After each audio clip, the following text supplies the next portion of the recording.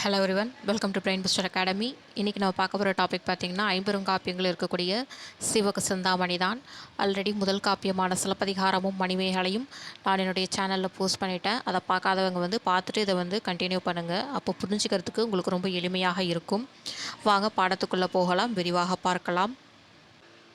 சிவக சிந்தாமணி இதனை இயற்றியவர் திருத்தக்க தேவர். இதனுடைய சமயம் சமண சமயம். இளம்பகங்கள் 13, பாடல்கள் 3145.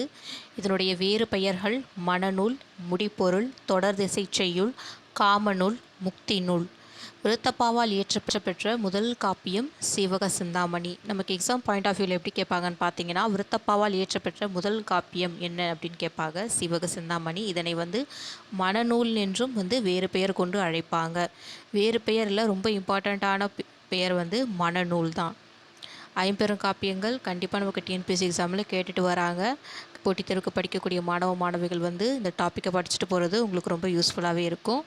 வேறு ஒரு வீடியோவில் வேறு ஒரு இன்ஃபர்மேஷனோடு உங்களை சந்திக்கும் வரை நன்றி, வணக்கம்.